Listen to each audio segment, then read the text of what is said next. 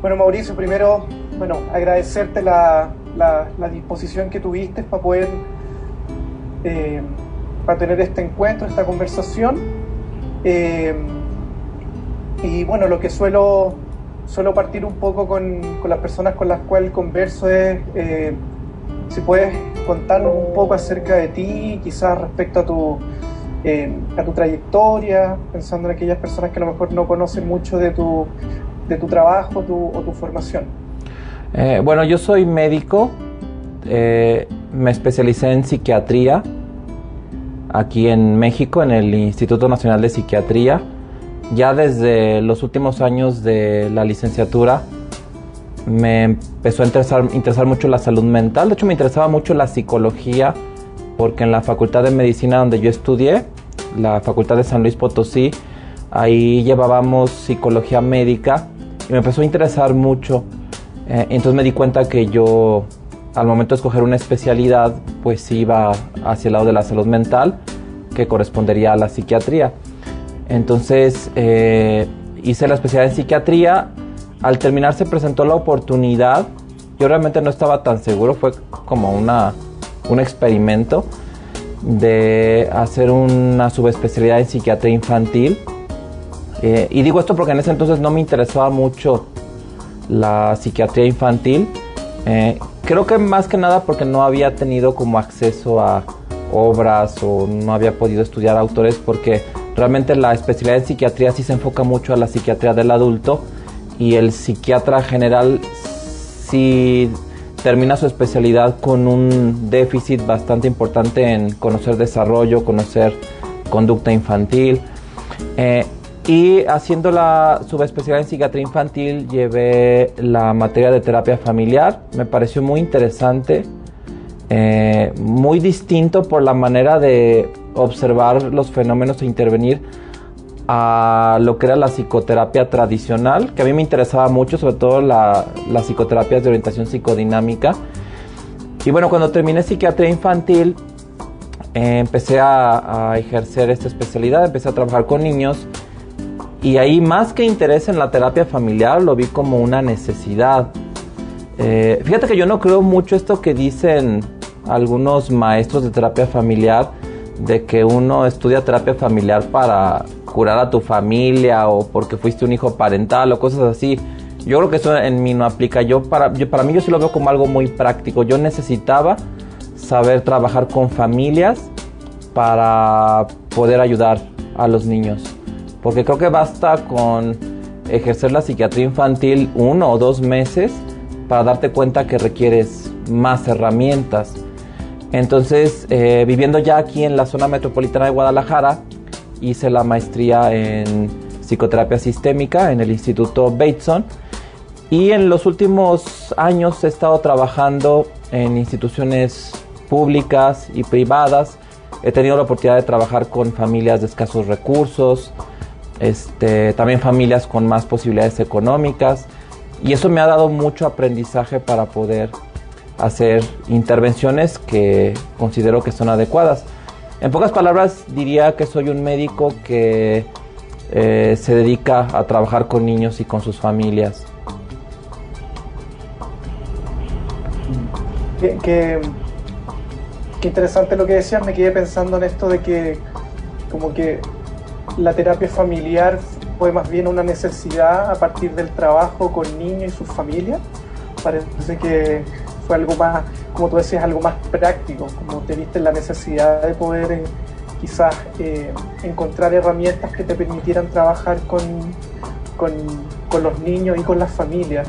¿Qué fue lo que te fuiste encontrando que hizo necesario el poder desplegar esa herramienta o ese modelo, o en qué medida te aportó la terapia familiar al trabajo que estabas haciendo con los niños y las niñas?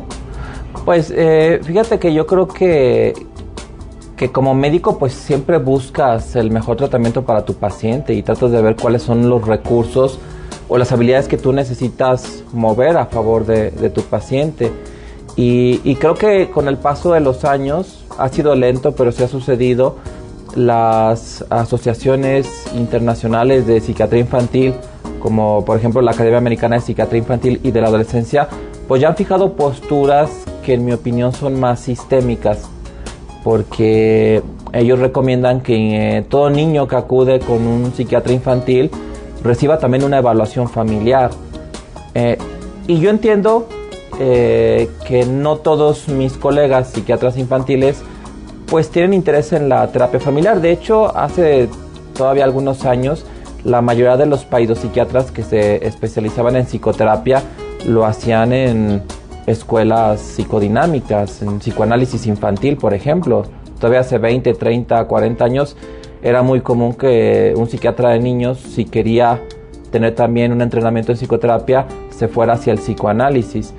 Y ahora creo que la psicoterapia sistémica ha empezado a cobrar un poco de mayor auge. Todavía no está posicionada como la más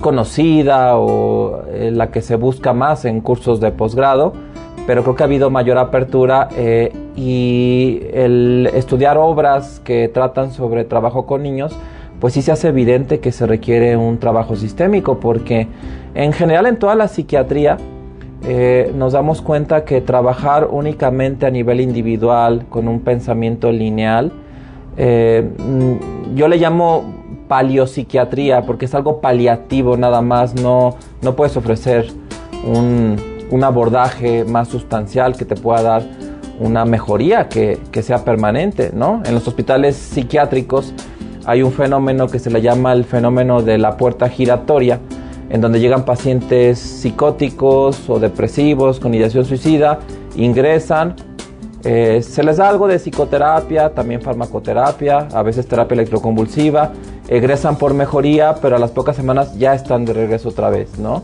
Entonces, este síndrome de la puerta giratoria preocupa a los médicos, sobre todo los que trabajan en servicios de hospitalización o servicios de urgencias, pero también lo cierto es que ¿qué podías esperar si no se trabaja con la familia? Si desde la década del 50 ya sabemos que el trabajo con las familias es muy importante por las pautas de comunicación que tienen. De manera que yo sí me atrevo a decir que un servicio de salud mental, un profesional que trabaja por su cuenta o una institución pública que no tiene los mecanismos para ofrecer la terapia familiar o derivar a los pacientes a terapia familiar, pues tiene fácil unos 70 años de retraso, casi 70 años de retraso. Es como si todavía estuviéramos tratando todo con penicilina, ¿no? Entonces, algo que yo veo es que en el campo de la medicina, un cardiólogo, un nefrólogo, se mantienen actualizados, van a congresos, usan medicamentos que acaban de salir, que han mostrado su efectividad, pero como que en el campo de la salud mental, como que todavía estamos en inicios del siglo XX, ¿no? Todavía ese boom que hubo en la psicoterapia con Freud y esa manera de abordar los fenómenos en la psicoterapia todavía sigue teniendo mucho peso. Creo que fue una explosión que la onda expansiva todavía está cubriendo ya el primer cuarto del siglo XXI. Me acuerdo un profesor que decía que el psicoanálisis tuvo muy buenos publicistas. Sí, exacto. Tuvo muy buen marketing, que hasta el día de hoy vemos los resultados de esa publicidad o cómo la gente asocia también muchas veces, tiende a asociar la psicoterapia más bien desde una línea más psicoanalítica. Creo que, digamos, nadie duda de que Freud haya sido uno de los pensadores más importantes del siglo XX, y también hay quien considera que la interpretación de los sueños es una de las obras que marcaron el siglo XX. Creo que la habilidad literaria de Freud, su capacidad para escribir, para expresar su pensamiento, tuvo un poder hipnótico que abarcó más de un siglo. Y hablo de poder hipnótico porque las personas que hacen psicoanálisis no están muy dispuestos a cuestionarlo. Y en cambio desde la psicoterapia sistémica uno sí puede manejar una irreverencia, y yo a veces hasta me atrevo a pensar de una manera lineal cuando quiero resolver un problema. No soy un sistémico de hueso colorado y cabeza cerrada, como decimos en México. No sé cómo digan allá, ¿no? Pero también a veces soy desafiante y irreverente al modelo, cosa que no sucede en otras psicoterapias. Y creo que la psicoterapia sistémica puede darle mucho a la psiquiatría, puede darle mucho a la psiquiatría infantil, pero todavía no vemos eso porque posiblemente la inmensa mayoría de los terapeutas familiares se enfocan mucho en la clínica, en la docencia, y creo que nos falta la parte de hacer investigación, de publicar trabajos para empezar a dar peso a nuestra epistemología, a nuestras intervenciones. Ahí sí hay que reconocer que nos van ganando otras escuelas. De hecho, la semana pasada conversaba con un terapeuta chileno, se llama Felipe García. Él ha estado haciendo harta investigación y justamente me comentaba eso, que estaban haciendo una investigación en donde evaluaban distintos modelos, por ejemplo el cognitivo-conductual o alguna intervención desde el mindfulness, por ejemplo, y la terapia sistémica breve, y cómo se lograba comprobar que si bien quizás estaríamos debajo de la cognitivo-conductual, sí se comprobaba la eficacia o el gran aporte que tiene la terapia sistémica. Entonces yo ahí, claro, coincido contigo, que creo que quizás ha sido una deuda o un pendiente de la terapia sistémica familiar el realizar investigaciones, que a lo mejor tiene que ver un poco con el desarrollo histórico de haber estado más centrado en la praxis, en la práctica. Es decir, si uno se remonta a los libros más clásicos, uno se encuentra con viñetas, se encuentra con fragmentos de sesiones, pero no con tanta elaboración teórica o conceptual, o no se le destina tanto tiempo, sino que más bien mostrar los resultados de una intervención o de una pregunta o de una entrevista. Entonces yo creo que sí, y ahí, claro, nos llevan la delantera a otros modelos en que sí se preocuparon de investigar y de publicar y de allanar terreno, mucho más que modelo sistémico.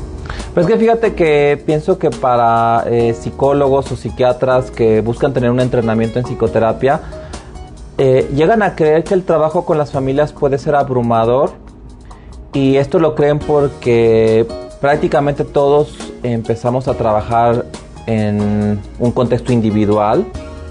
Es decir, yo creo que la mayoría de las personas, y me incluyo, pues nuestros primeros pacientes en psicoterapia no eran familias, eran pacientes individuales, y entonces ahí sí nos percibíamos que nos enfrentamos a un reto mayor, que a veces superaba nuestra capacidad, y pensar en tener varios miembros de una familia en el consultorio nos parecía algo imposible, una empresa imposible. Y a mí sí me pasaba antes de entrar en la terapia familiar, que me parecía que la terapia familiar era algo aburrido, algo que no me aportaba a mí nada, y que era como hasta tedioso. Y después te das cuenta que no, que la terapia familiar puede ser muy creativa, muy estimulante, que te aporta mucho como terapeuta, y que te vas picando, ¿no?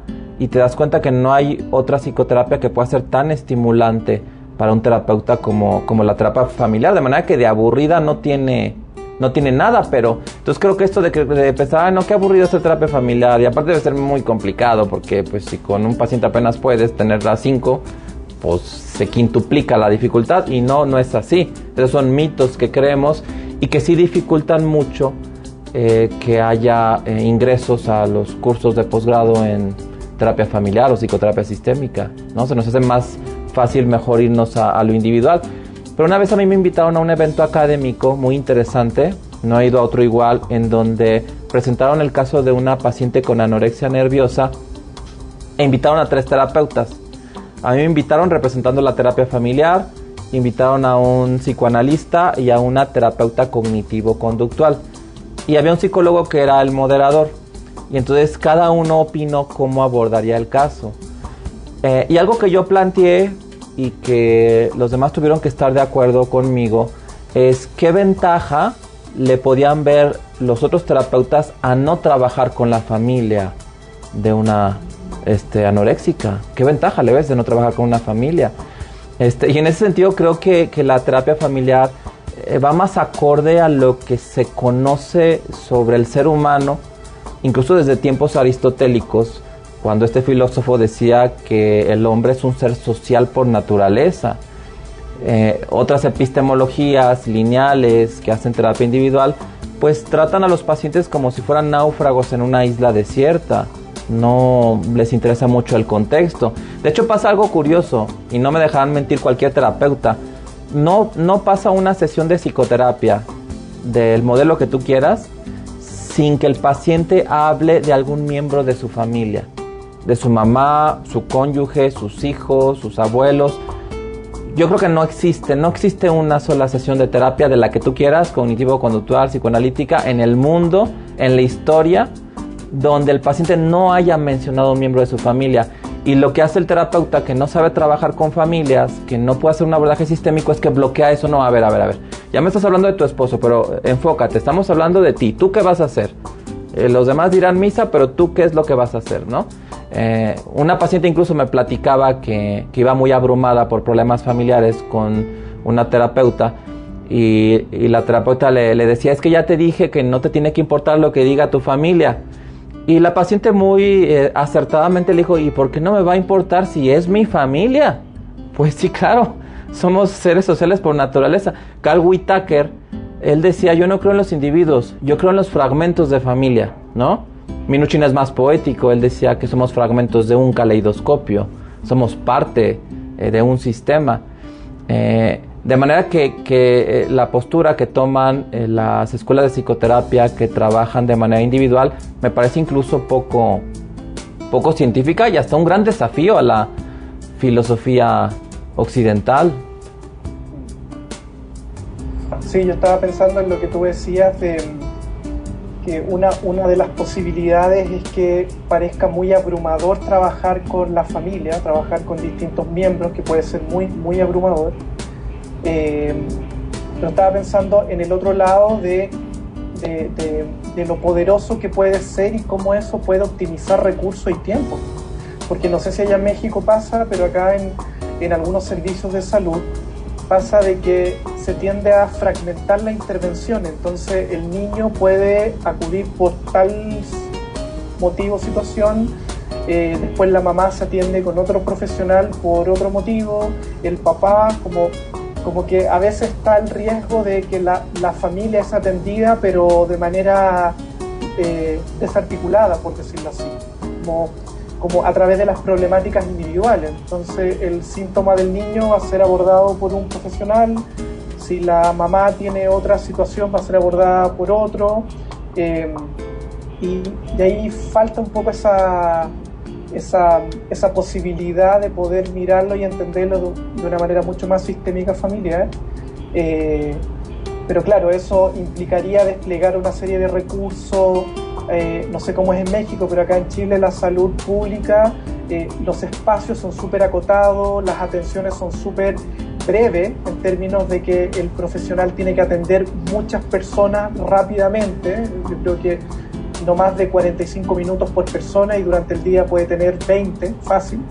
Entonces, también ahí es cómo poder hacerlo si es que no está pensado desde ahí, en términos que los Vox o las consultas quizás no disponen del espacio para poder atender a toda la familia, para poder tenerlos a todos ahí. Yo creo que eso puede contribuir a quizás un poco disgregar o separar un poco a la familia, ¿sí? Porque van a llegar distintos miembros por distintas razones. Sí, digamos, lo ideal sería que cuando se va a una institución pública y, por ejemplo, que el paciente identificado es un niño, lo ideal sería convocar a toda la familia y hacer una evaluación familiar para movilizar los recursos de ahí. Porque sí, efectivamente, en todos los centros de salud se tiende a desarticular a la familia y a trabajar en lo individual con los subsistemas, pero no hay un eje rector.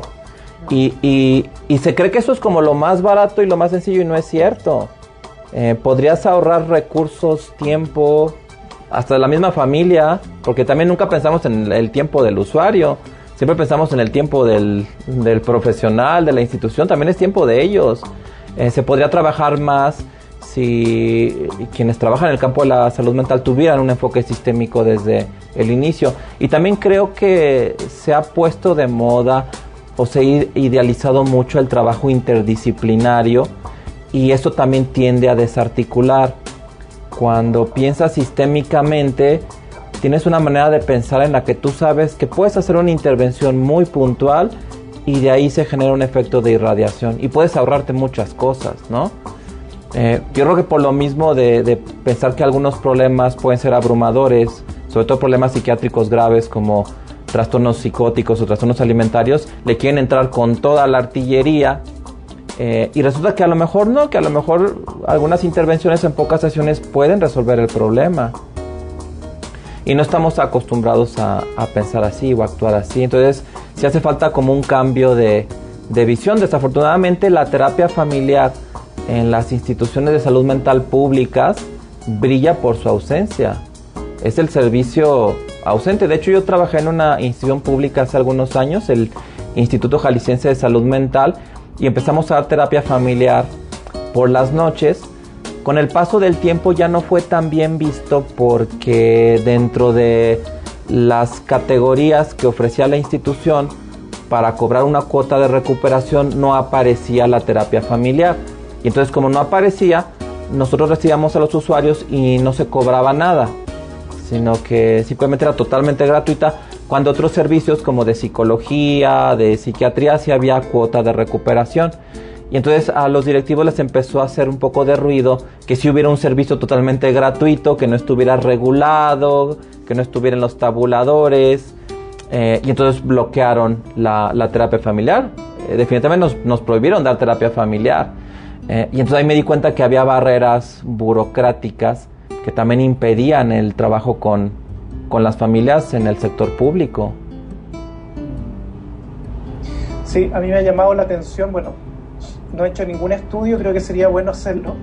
De hecho, me acuerdo que en la formación que tuve, una compañera mía que es psiquiatra, su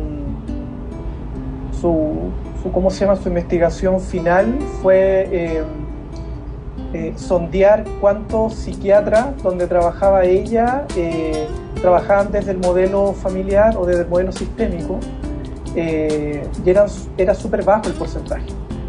Entonces, claro, ahí la pregunta sería como en todos estos dispositivos de salud, que acá en Chile más encima hay un modelo que se llama de salud familiar comunitaria. No sé si en México, pero acá ese es el nombre que debiera tener un poco los lineamientos, o todas las orientaciones técnicas apuntan a salud familiar comunitaria. ¿Cuántos terapeutas familiares están trabajando justamente en esos dispositivos? ¿Cuántos terapeutas que tengan o la formación, o bueno, sí, la formación es importante, o que estén situados desde una mirada de terapia familiar, están actualmente hoy día desempeñándose en estos dispositivos de salud? Yo me atrevería a decir que no deben ser muchos. No tengo los datos, pero así con los colegas que conozco, con las personas que he conversado, son pocos. Me acuerdo que una vez en la formación a mis profesores yo les pregunté: ¿y dónde están los terapeutas familiares? ¿Dónde están? ¿Dónde están si no están en estos contextos en donde más debieran estar? O sea, o están en la clínica privada o están ejerciendo docencia, pero ¿dónde están?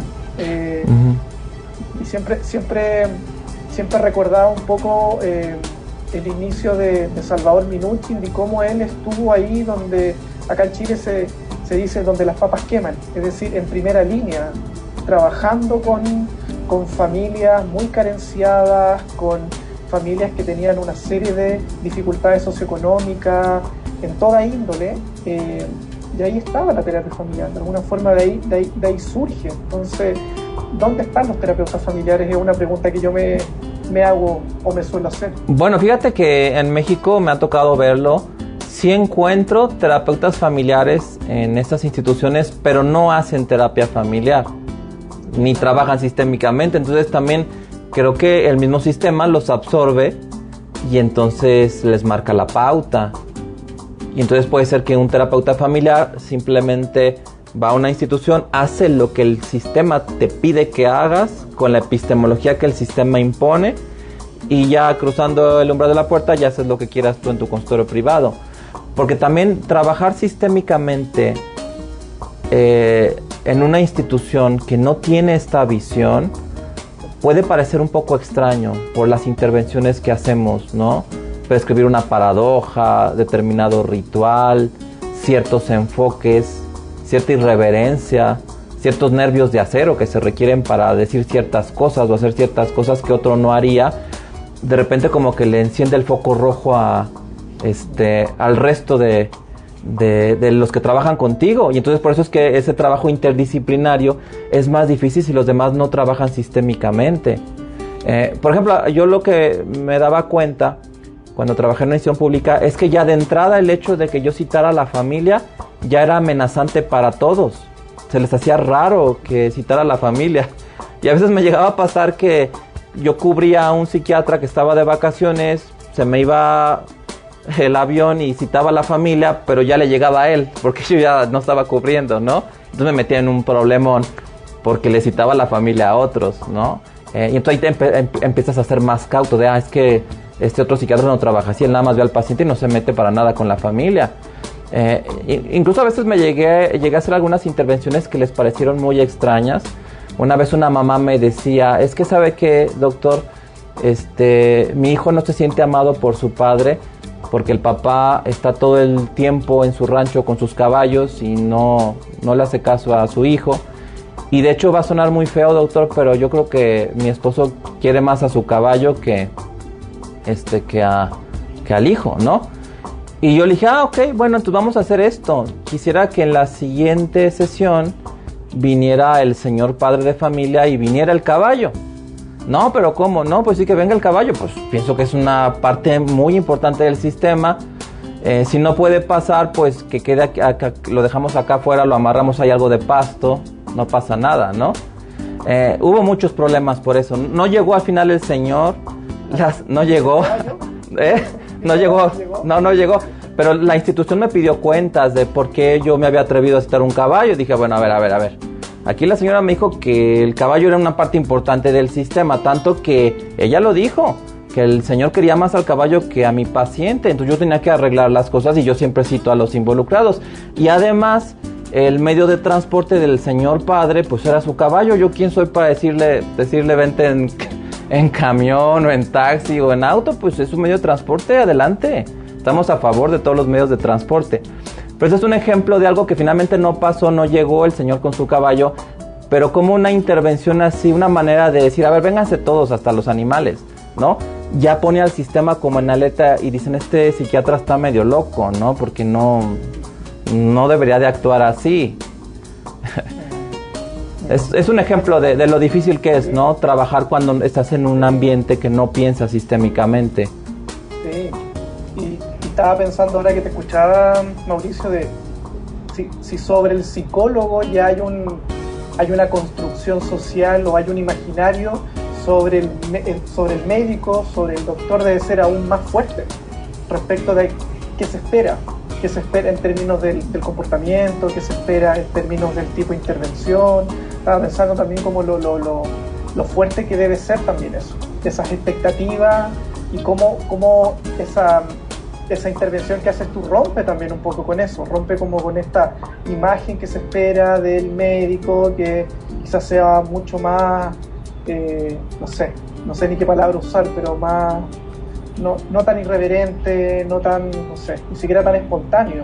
Exacto, sí, como un médico robot, ¿no?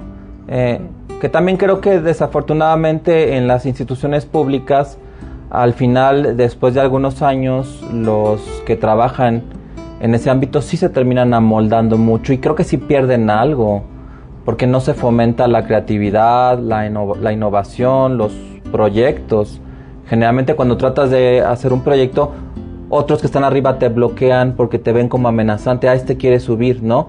Este a lo mejor quiere ser jefe de enseñanza o jefe de investigación, porque también hay toda una burocracia y hay toda una jerarquía. Y al final es un sistema también en el que nadie interviene y en el que tú vas nadando contracorriente. Entonces muchas veces creo que los terapeutas familiares que trabajan en instituciones públicas lo que hacen es simplemente sobrevivir en el sistema, porque les da una estabilidad, ¿no? Laboral, económica, hasta emocional, y no están dispuestos a nadar contracorriente o a veces generar algunas crisis. Es verdad.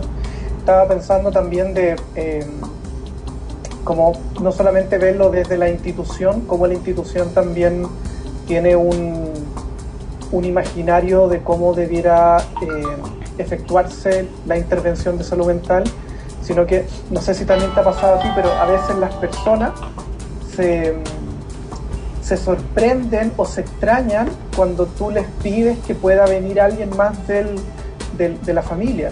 A mí me ha pasado varias veces como incluso hacer pasar, viene la mamá con el hijo, y es como la idea de la mamá es que tú veas al hijo, que tú atiendas al hijo, pero ella como quedarse afuera, y es como que me ha pasado a veces también de que de las propias personas estuviera esa idea de bueno, aparte de esta idea del portador del síntoma, como de no ser convocados, de no ser coparticipantes también de estos procesos. Entonces, esta extrañeza cuando tú dices, bueno, pero quiero poder conocer también a la mamá, al papá, o a mí me ha tocado invitar a toda la familia, y la extrañeza de todos, de los hermanos, de estar ahí todos juntos, como mirándose las caras, no entendiendo un poco qué es lo que hacen ahí. Y ahí también me he dado cuenta cómo rompe también, como con ese imaginario de la propia familia, cuando es convocada, cuando es invitada, y que no se extraña si solamente tú citaras al adolescente. Si el adolescente viniera solo, como que todos estarían en el fondo de acuerdo, pero si tú lo invitas a todos, es como, ¿qué está pasando? Sí, fíjate que sí es cierto que lo que sucede. El terapeuta tiene que acostumbrarse a ser visto en muchos momentos como un bicho raro, incluso por los propios usuarios de sus servicios. De hecho, yo tuve un problema con la mamá de una paciente que se quejó por la manera en cómo yo me conduje en el proceso. Pero esta mamá sí era de armas tomar, como se dice, y entonces ella puso una queja en la Comisión de Arbitraje Médico del Estado de Jalisco, que es una institución que trata de mediar sin llegar a lo legal cuando hay una inconformidad por la atención médica, ¿no? Entonces a mí me llega el citatorio de la Comisión de Arbitraje Médico de que tal madre de familia tuvo una queja por mi manera de actuar.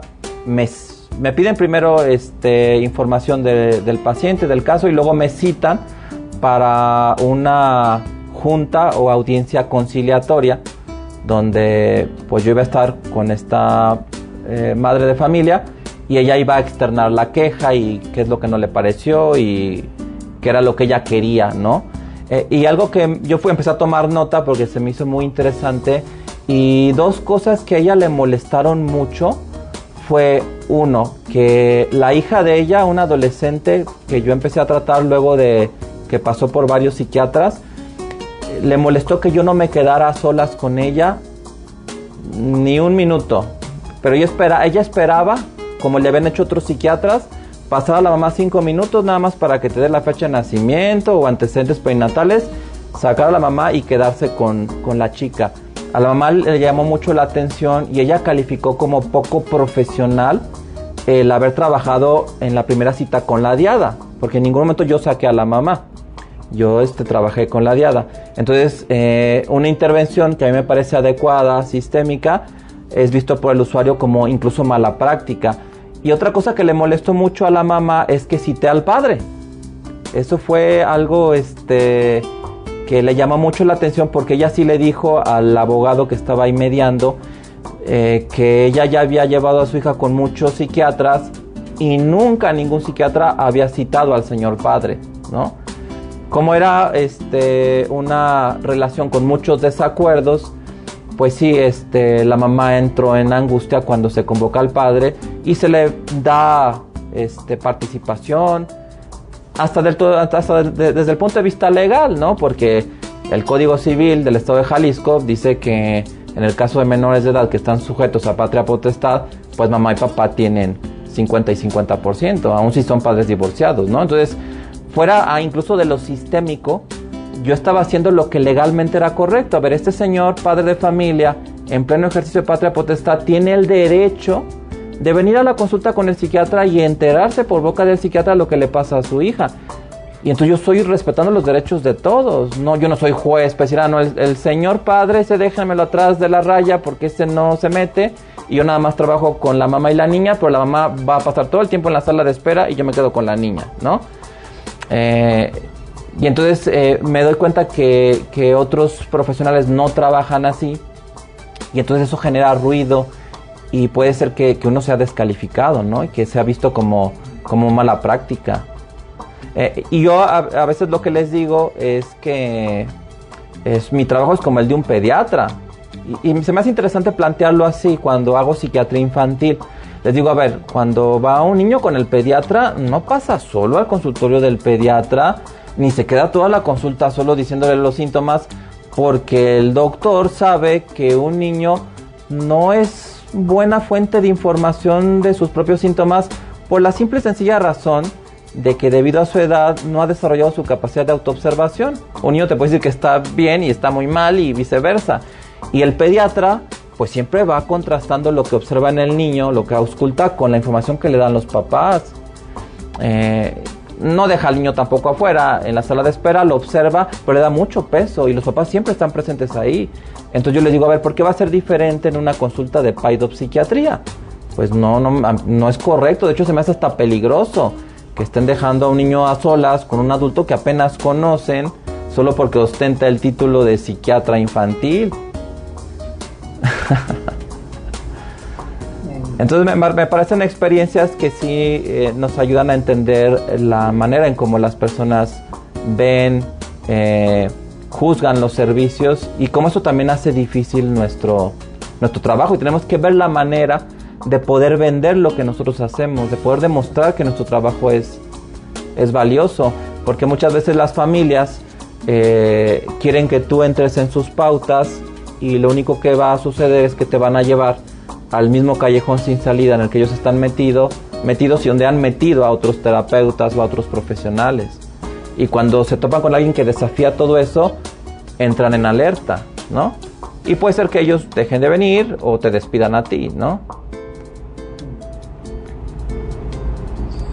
En ese sentido, Mauricio, he visto que, bueno, tú tienes, no sé si llamarle proyecto, el Hablemos de TDAH. Ajá. Estuve viendo por ahí que estás como bien involucrado en eso.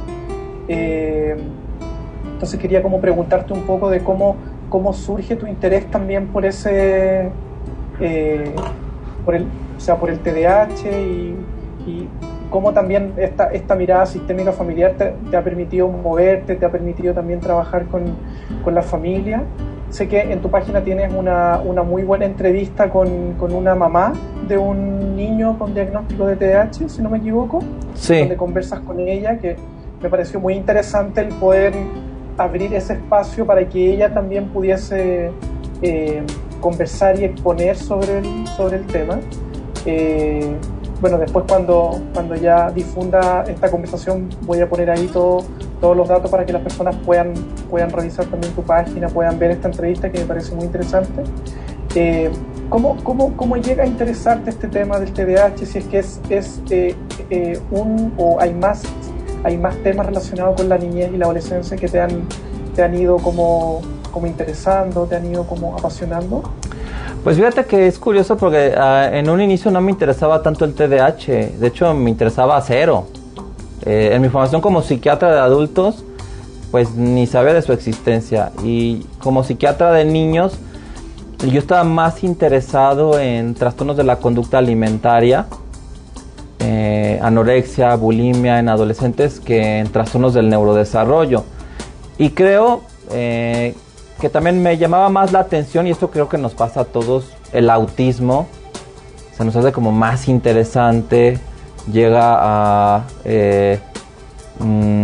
atrapar más, generar pasiones que el TDAH, ¿no? De hecho, el Día Mundial para generar conciencia del autismo o el Día Mundial del Síndrome de Asperger son más conocidos y se genera más información que el Día Mundial del TDAH. Más bien fue algo también por necesidad, como la terapia familiar. La inmensa mayoría de los psiquiatras de niños y los neurólogos pediatras reciben una gran cantidad de niños con TDAH. De hecho, se ha dicho que es hasta el 80% de la consulta en estas especialidades. Entonces también, aunque a mí no me gustara, aunque yo dijera, bueno, yo quisiera ver puras pacientes con anorexia porque es lo que me interesa. Ojalá hoy lleguen 10 anoréxicas, ¿no? Y pasaba un mes y no llegaba nadie, y llegaban niños con TDAH, dije, bueno, pues aunque no quiera, pues me estoy haciendo experto en TDAH y pues tengo que sacarle jugo a eso.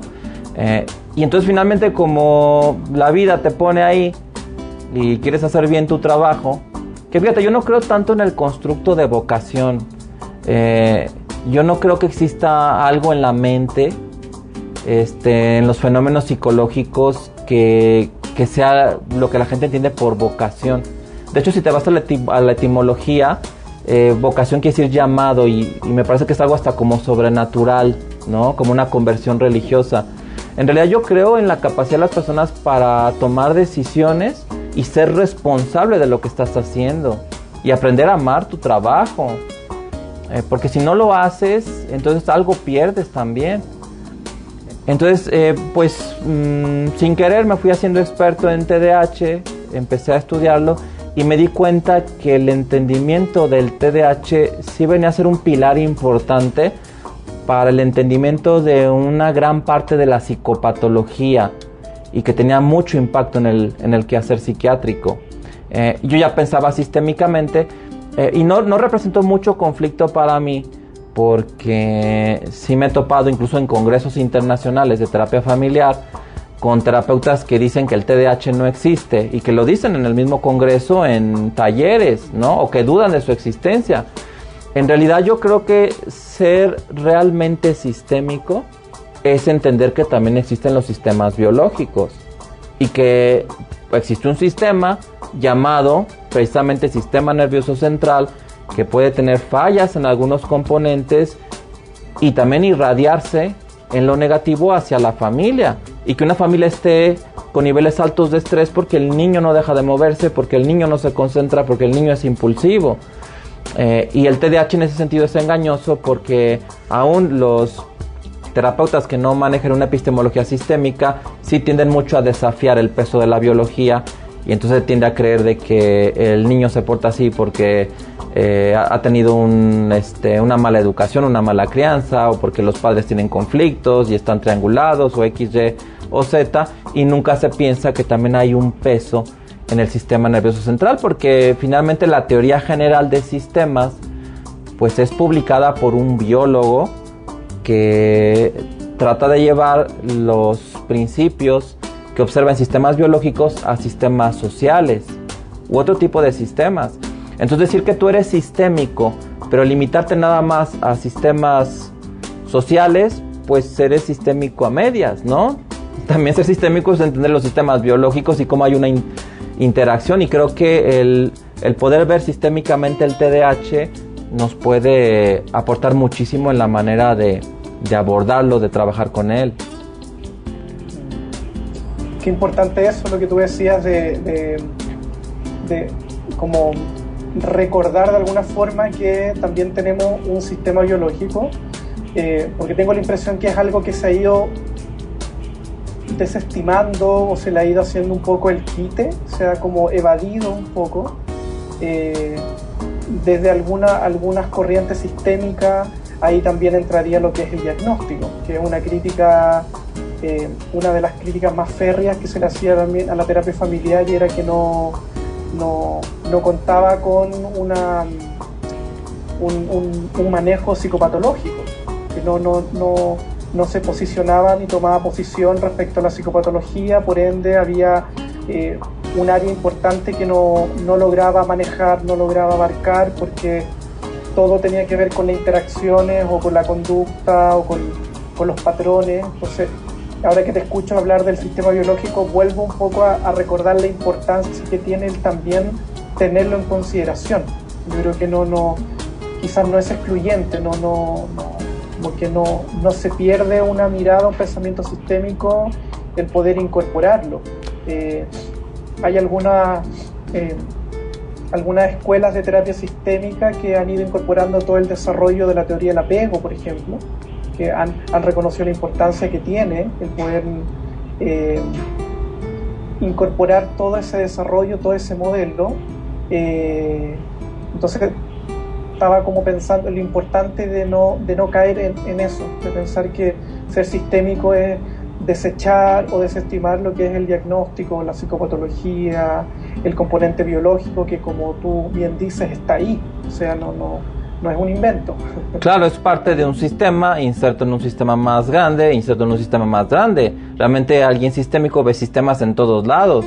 Por ejemplo, si un adulto lleva varios días irritable y es porque tiene una uña enterrada que está irritable, pues también sería desjuiciado creer que el problema está en su contexto social inmediato, ¿no? Pues el problema está en la uña que tiene enterrada y eso lo tiene de mal humor porque le molesta y ya, ¿no? Pues es un ejemplo muy sencillo de cómo un problema físico puede generar síntomas emocionales y que no forzosamente tengas que intervenir en el sistema social.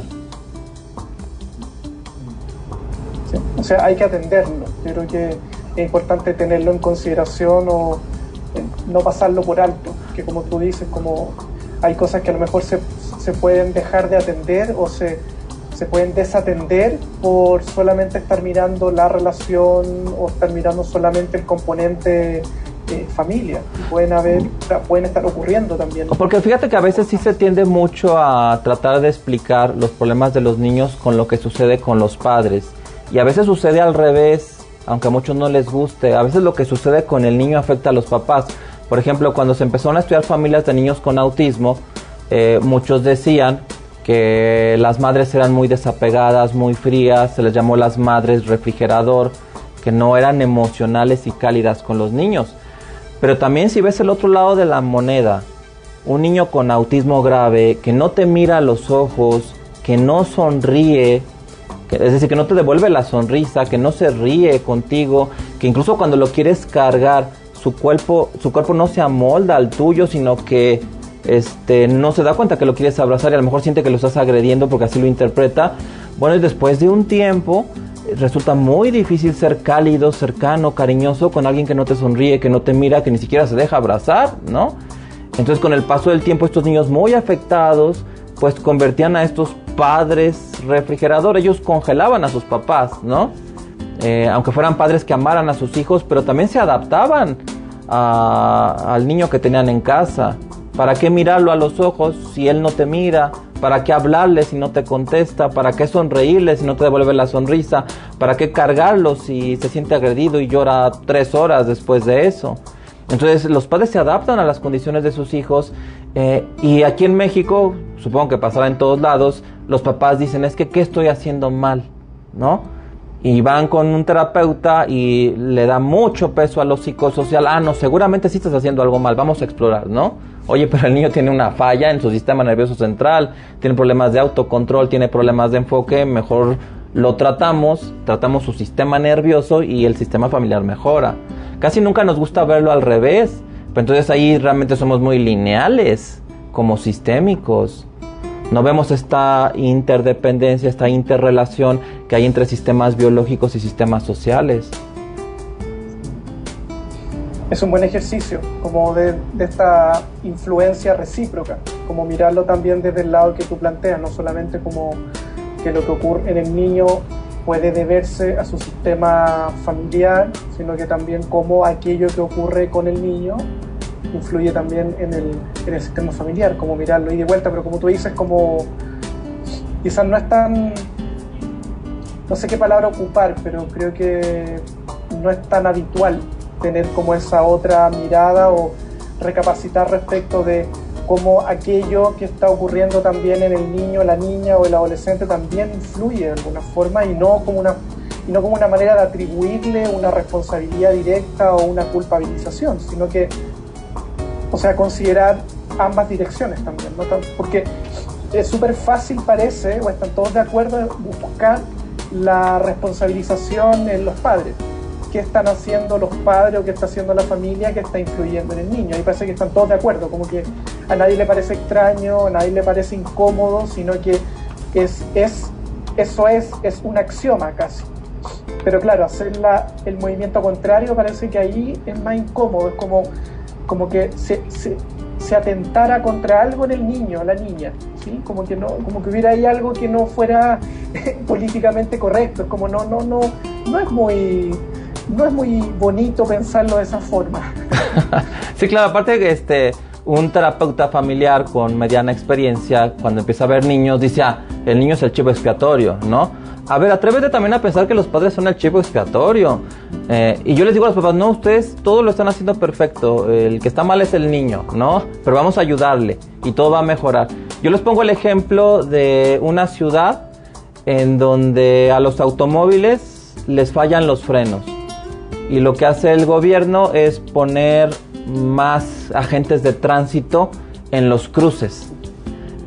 Aún así, los autos se seguirían pasando los frenos y atropellarían a los agentes de tránsito. Y si se hiciera que llegaran a esta ciudad los mejores agentes de tránsito del planeta, aún así esos automóviles se seguirían pasando los altos porque les fallan los frenos.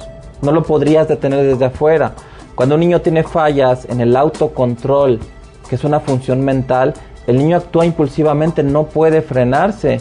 Y aunque los padres tengan todas las habilidades y sean padres al 200% y hayan leído los 7 hábitos de la gente altamente efectiva, como propone Barkley a los papás de los niños con TDAH, el niño va a chocar.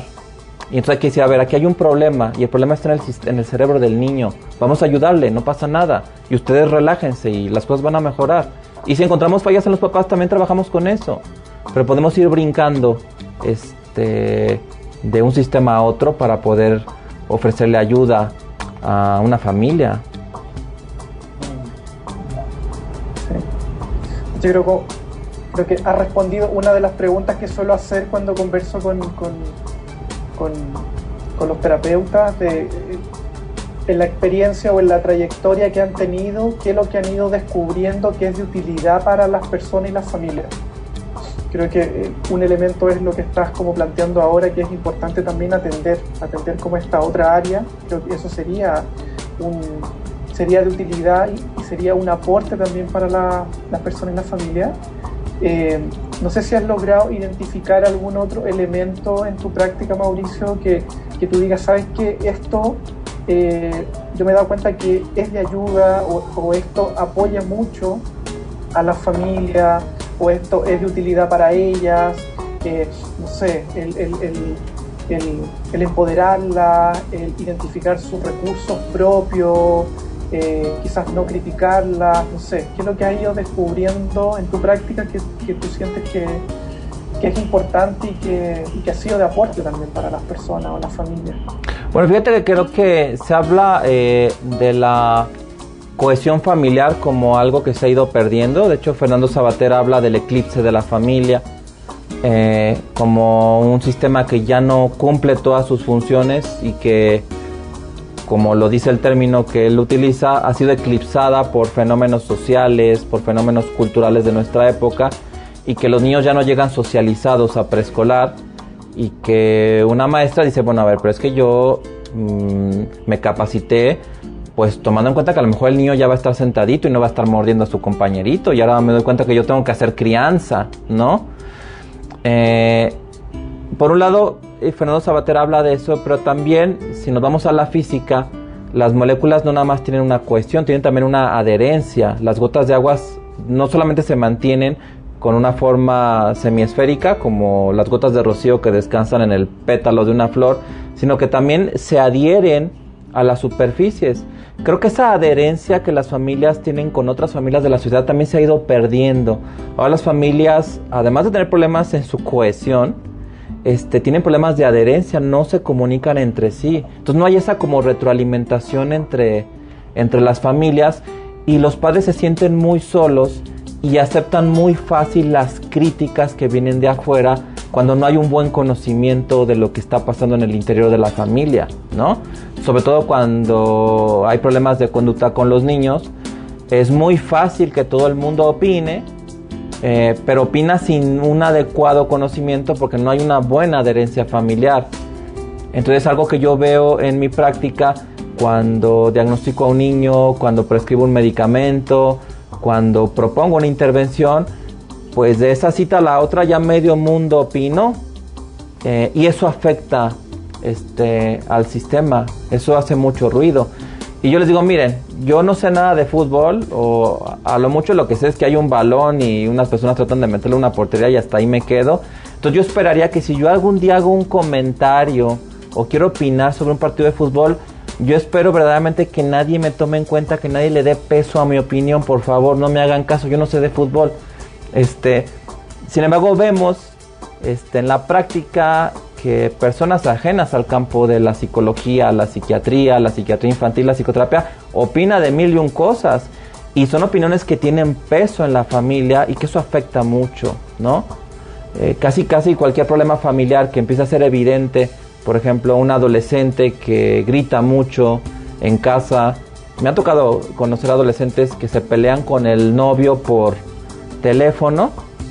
Se pelean tan fuerte con el novio por teléfono que los vecinos creen que los papás la están agrediendo y llega hasta la policía. Y cuando la policía llega y dice, ¿qué está pasando aquí, oficial? No, pues mire, pase usted a la recámara de nuestra hija, está discutiendo con su novio, aquí no está pasando nada, ¿no? Entonces sí reaccionan las otras familias teniendo poca información y hacen sentir mal a los padres, y sí viven como si estuvieran en islas desiertas. Sí veo a las familias muy enfrascadas, y eso me preocupa, porque Aldous Huxley, en la novela futurista Un Mundo Feliz, al final él sí concebía una sociedad sin familias como la base de la sociedad. Entonces pareciera, ya hay cosas que se han cumplido, que ven en esa novela, entonces parece ser que para allá vamos. Sí, me quedo con la idea entonces, Mauricio, de que algo que puede hacer de aporte, que puede ayudar mucho a la familia, justamente a partir de la terapia familiar, brindar un espacio para esa cohesión. Quizá abrir un momento, abrir una posibilidad en donde se pueda ir de alguna forma restituyendo el poder dialogar, el poder tener una comunicación, el encontrarse, ya que ahí yo concuerdo contigo de que quizás el último tiempo lo que se ha ido viendo también a nivel familiar es harto desencuentro en términos también del poco tiempo, la calidad de vida, la tecnología también, que ha ido separando o ha ido creando una brecha entre hijos y padres, por ejemplo, ¿sí? Entre cómo los padres, por analfabetismo digital, pierden una posibilidad de encuentro también con su hijo o hija, o se han disminuido los espacios de juego. Entonces, este desencuentro que se ha ido generando, claro, quizás como la terapia familiar, en su dispositivo más clásico de trabajar con la familia, puede quizás ir ayudando.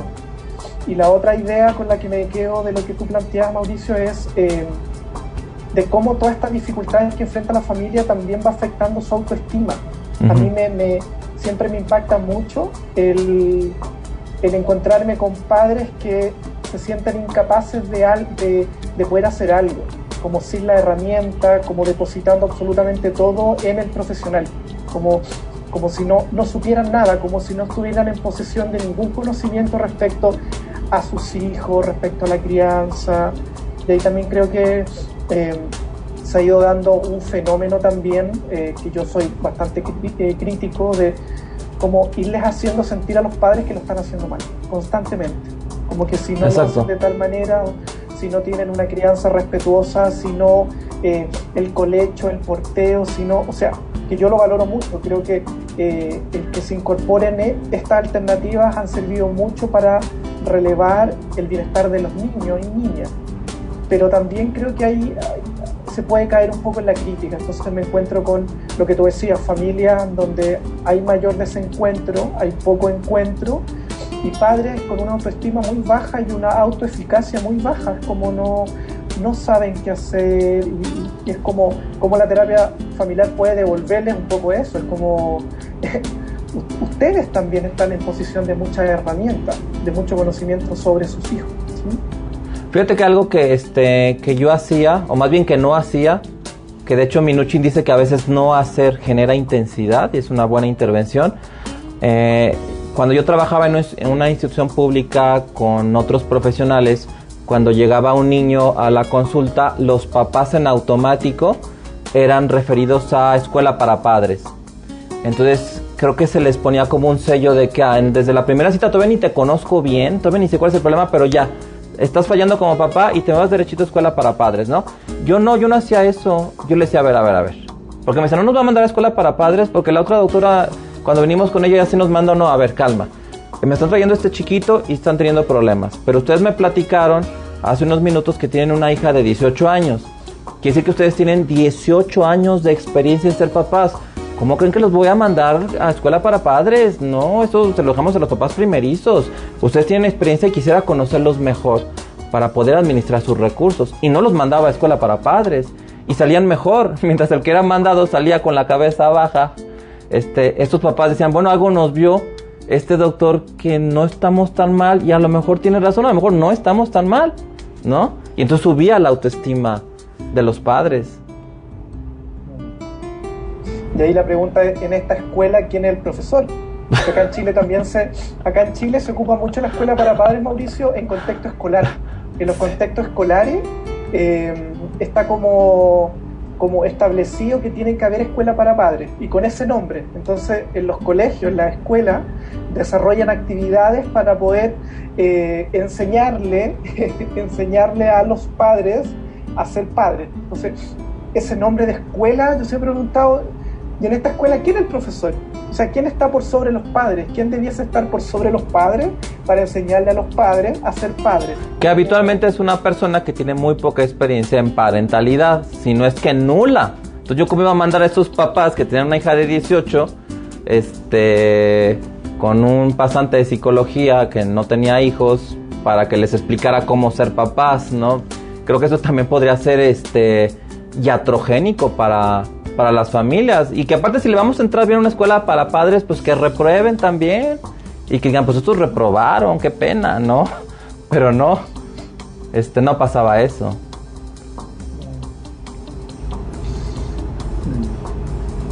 Mauricio, bueno, estamos en la hora, se me ha pasado volando. Yo creo que podría seguir conversando contigo durante mucho rato más. No sé si quieras comentar algo, si hay alguna idea, hay algo que te haya quedado ahí como para ir cerrando. Y algo que hago también es pensar en a quién te gustaría pasarle la posta de estos encuentros.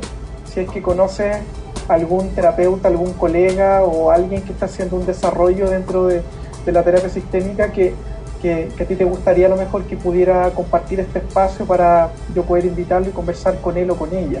¿Sí? Bien. Sí, bueno, mira, pues felicitarte por tu trabajo. Creo que es de mucho valor hacer divulgación. Yo era admirador de Carl Sagan en la preparatoria. Me gustaban mucho sus libros y me di cuenta que este hombre era muy atractivo porque llevaba la ciencia a las personas, cosa que no todo el mundo hace.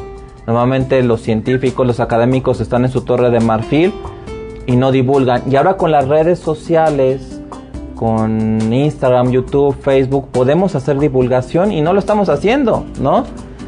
Carl Sagan tuvo que tener un productor de televisión, un set, patrocinadores para sacar la serie de Cosmos, o un editor para publicar libros, y ahora basta con tener un dispositivo móvil y prenderlo para transmitir un live y decir lo que piensas y divulgar lo que tú sabes.